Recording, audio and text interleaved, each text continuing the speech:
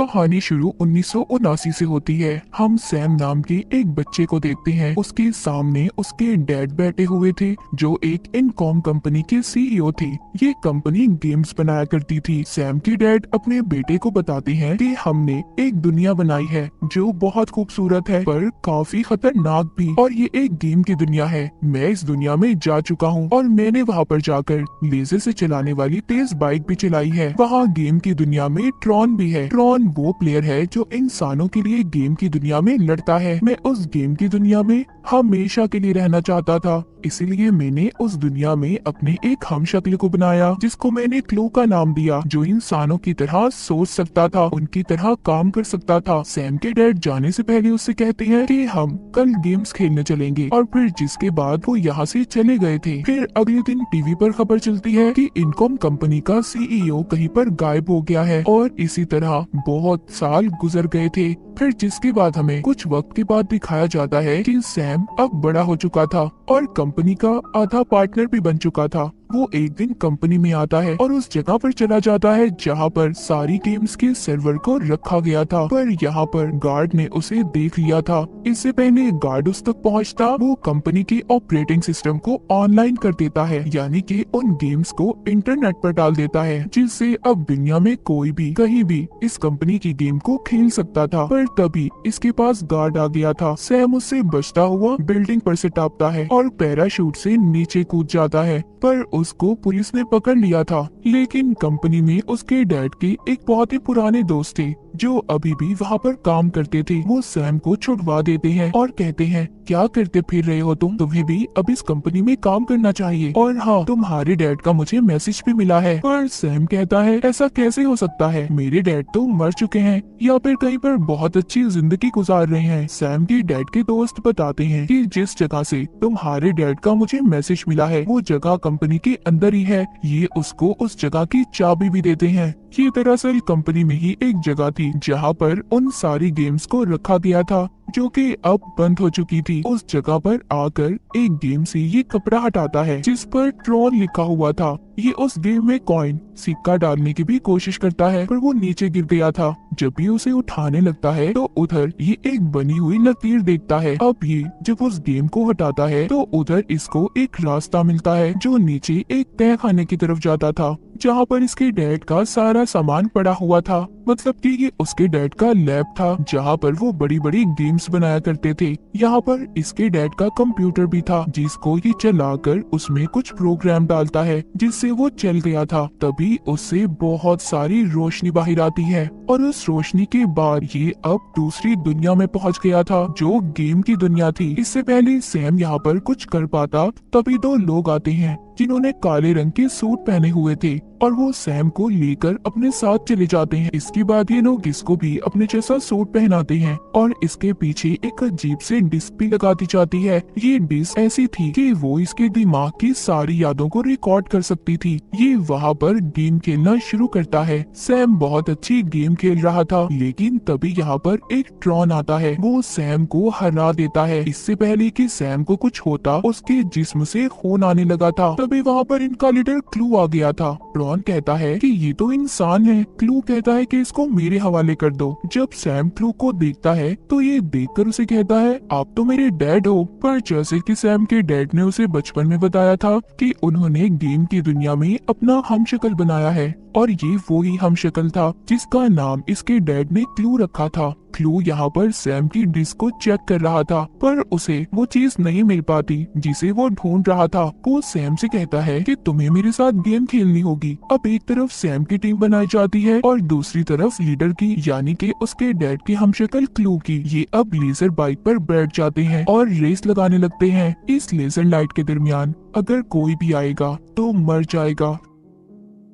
एक एक करके सभी टीम के प्लेयर्स मर गए थे, बस सैम और क्लू ही बचे थे। क्लू यहाँ पर सैम की बाइक को भी तोड़ देता है। इससे पहले क्लू सैम पर हमला कर पाता, उसे मारता। तभी यहाँ पर एक गाड़ी रुकती है जिसमें से एक लड़की निकली थी जिसका नाम क्योरा था। ये लड़की सैम को अब उस जगह पर ले आई थी जहाँ पर इसके असल डैड थे। वो अपने बेटे सैम को देखकर बहुत खुश होते हैं और सैम से पूछते हैं कि तुम यहाँ पर कैसे पहुँचे इस गेम की दुनिया में। सैम कहता है कि आपने जो मैसेज अपने दोस्त को भेजा था बस उसी की वजह से। सैम के डैड कहते हैं हम रात को खाने पर बात करेंगे। अब जब रात को ये खाना खाते हैं तो सैम अपने डैड से पूछता है कि आप वापस अपनी दुनिया में क्यों नहीं आए? मैं हमेशा आपका इंतजार करता रहा पर मैं ये जानता था कि आप कहीं ना कहीं तो जिंदा हो। उसके डैड बताते हैं जब हमने इस दुनिया को बनाया तो एक जादू, एक चमत्कार हुआ। यहाँ पर इस दुनिया में कुछ प्रोग्राम्स जिसको आई सॉस कहा गया खुद ही बन गए, जिन्हें आप बहुत ही इंटेलिजेंट ह्यूमन कंप्यूटर भी कह सकते हैं। यानी कि एक ऐसा दिखने वाला इंसान जो कंप्यूटर की तरह काम करता हो, जिससे मैं अपनी दुनिया को बेहतर बना सकता था। पर जो मेरा हमशक्ल क्लू था वो मेरे साथ बगावत पर उतर आया। उसने सभी आईसोस कंप्यूटर को खत्म कर दिया और साथ ही साथ प्रॉन को भी मार दिया, जिसको मैंने गेम की दुनिया में इंसानों की देखभाल करने के लिए बनाया था। ये वो प्रोग्राम थे जो दुनिया में खुद ही बने थे। जिसके बाद वो दरवाजा भी बंद हो गया जहाँ से मैं अपनी दुनिया से आया था। सैम अपने डैड को वो रास्ता दिखाता है जहाँ से वो खुद आया था। वो कहता है चले डैड मेरे साथ, हम वापस से अपनी दुनिया में चलते हैं। पर उसके डैड कहते हैं नहीं, ये रास्ता सिर्फ 8 घंटे तक ही खुला रहेगा और फिर जिसके बाद जो क्लू है वो मेरे डिस्क को हासिल कर लेगा और वो हमारी दुनिया में जाकर तबाही फैलाएगा और यही उसकी जिंदगी का मकसद है। सैम के डैड ये बताते हैं जो मैसेज तुम्हें मिला है वो मैंने नहीं बल्कि क्लू ने भेजा था, ताकि कोई भी इंसान गेम की दुनिया में आए और असल दुनिया का दरवाजा खुल जाए और ये बाहर जा सके हमारी दुनिया में। और यहाँ पर जो लड़की क्योरा थी वो भी एक प्रोग्राम थी,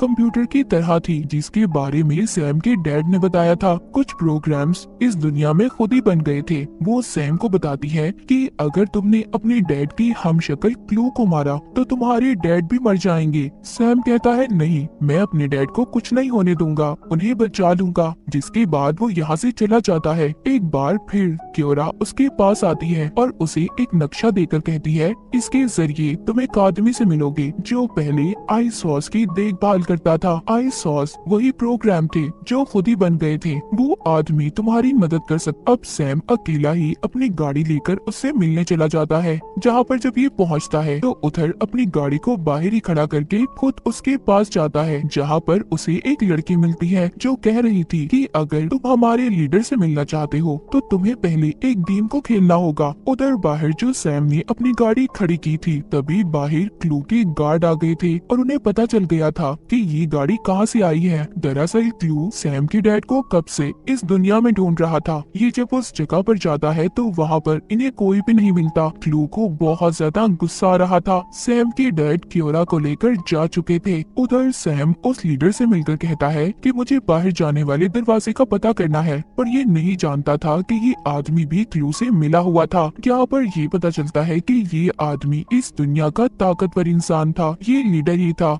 तभी सैम पर इसके सभी गार्ड्स हमला कर देते हैं। इधर क्योरा भी आ चुकी थी, मगर लड़ते हुए क्योरा का एक हाथ कट गया था। यहाँ पर सैम के डैड भी आ गए थे जो क्योरा और सैम को बचा लेते हैं। यहीं पर एक प्रोग्राम आता है जो सैम के डैड की डिस्क पर हमला करके उसे ले लेता है। असल में ये वो ही डिस्क थी जिसको सालों से क्लू हासिल करना चाहता था। वो लीडर भी वहीं पर था जिससे सैम मिलने आया था। वो उस प्रोग्राम को मारकर डिस्क को हासिल कर लेता है। यहीं पर क्लू भी आ गया था। लीडर के पास जो डिस्क थी वो क्लू से सौदा करता है, कहता है तुम्हें मैं ये डिस्क दे दूंगा पर तुम्हें इस दुनिया का किंग मुझे बनाना होगा। क्लू उस लीडर की सारी बातें मान जाता है और डिस्क लेकर उसको यहाँ का कंट्रोल देकर चला गया था। तभी उस जगह पर ब्लास्ट हो जाता है जहाँ पर लीडर था। दरअसल क्लू ने इस लीडर को भी धोखा दिया था, वो भी मर चुका था। क्लू के पास अब वो डिस्क भी आ गई थी जिससे अब वो असल दुनिया में जा सकता था। उधर सैम के डैड ने क्योरा को भी ठीक कर दिया था। यहाँ पर सैम को पता चलता है कि क्योरा आई सॉस प्रोग्राम है। वो बताती है जब क्लू ने सभी प्रोग्राम्स को खत्म किया तो तुम्हारे डैड ने मेरी मदद की, मुझे बचाया।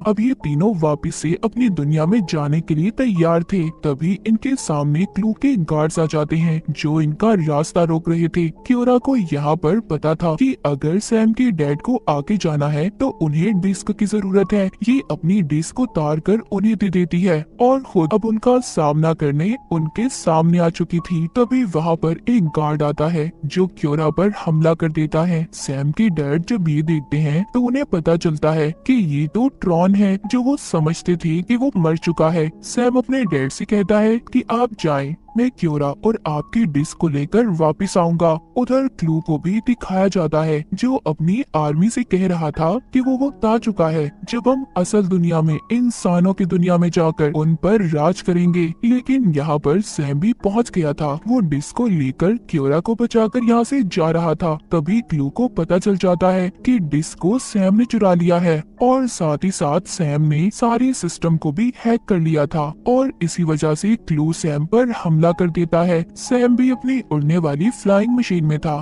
क्लू पर भी हमला करता है और उसकी सारी आर्मी को खत्म कर देता है। अब बस क्लू और उसका ट्रॉन ही बचे थे। सैम के डैड ने ट्रॉन को इंसानों की हिफाजत करने के लिए बनाया था। सैम के डैड कहते हैं, मैंने तो तुम्हें इंसानों की मदद करने के लिए बनाया था और तुम क्या बन गए। ये सुनकर ट्रॉन को अकल आ गई थी। वो क्लू पर हमला करता है, उसे मारने वाला था, पर क्लू एक शक्तिशाली इंसान था, वो नहीं मरता, उल्टा उसने ट्रॉन को ही मार दिया था। वहीं पर हमें सैम और उसके डैड क्योरा को भी दिखाया जाता है जो वहाँ तक पहुँच गए थे जहाँ से इंसानों की दुनिया में जा सकते थे। पर इससे पहले ये ऐसा करते यहाँ पर क्लू आ जाता है जो सैम के डैड पर गुस्सा कर रहा था। कहता है, तुमने मुझे धोखा दिया है, तुमने कहा था हम ऐसी दुनिया बनाएंगे जो बहुत अलग होगी। सैम के डैड कहते हैं, ना तुम मुझे समझे और ना मैं तुम्हें समझा, मैं तो इंसानों के लिए अलग दुनिया बनाना चाहता था पर तुम इंसानों की दुनिया में राज करना चाहते थे। क्लू को सैम के डैड समझाने की कोशिश करते हैं पर वो कुछ नहीं सुनता और हमला कर देता है। इसी बात का फायदा उठाकर क्योरा सैम को वापस से उसकी दुनिया में जाने वाले रास्ते पर ले गई थी। अब क्लू के हाथ में डिस्क भी आ जाती है पर जल्दी उसे पता चल गया था कि ये डिस्क क्योरा की है, न कि सैम के डैड की, जिससे ये इंसानों की दुनिया में नहीं जा सकता था। सैम अपने डैड को बचाने की कोशिश कर रहा था जिस पर क्योरा कहती है कि तुम्हारे डैड यही चाहते थे कि तुम वापस से अपनी दुनिया में चले जाओ और वो इस गेम की दुनिया को भी बंद कर देंगे। तभी क्लू छलांग लगाकर सैम के साथ इस दुनिया से असल दुनिया में जाने की कोशिश कर रहा था पर सैम के डैड उसे अपनी ताकतों से अपनी तरफ खींच लेते हैं जिससे इस दुनिया में बहुत बड़ा धमाका होता है और गेम की दुनिया अब पूरी तरह खत्म हो चुकी थी। सैम उसी जगह पर वापस आ गया था जहाँ से ये इस दुनिया में गया था, यानी कि अपने डैड के लैब में। ये गेम का सारा डाटा एक चिप में डाउनलोड करके उसे अपने गले में पहन लेता है और अपने डैड के कंप्यूटर को भी बंद कर देता है। जब ये ऊपर आता है तो उधर उसके डैड के दोस्त थे। ये उनसे कहता है कि आप अब इस कंपनी के नए मालिक हैं और मैं भी खुद इस कंपनी में काम करूंगा। वो अब इस जगह से बाहर आ गया था जहाँ पर क्योरा उसका इंतजार कर रही थी जो इसके साथ इसकी असल दुनिया में आ गई थी। वो उसको बाइक पर बिठाकर पहली बार सूरज दिखाता है। दरअसल क्योरा ने अपनी सारी जिंदगी में सूरज को नहीं देखा था क्योंकि वो बनी ही गेम की दुनिया में थी, क्योंकि वो कोई इंसान नहीं थी बल्कि एक तरह का प्रोग्राम थी, कंप्यूटर थी। पर अब वो सैम के साथ इंसानों की दुनिया में आ चुकी थी। सैम उसका इस्तेमाल करके क्या इस दुनिया को बेहतर कर पाएगा जैसे उसके डैड करना चाहते थे, और इस दुनिया की भलाई की खातिर सैम के डैड ने अपनी जान दे दी ताकि कोई भी इस दुनिया को नुकसान न पहुंचा सके। और इसी के साथ ही कहानी यहीं पर खत्म हो जाती है।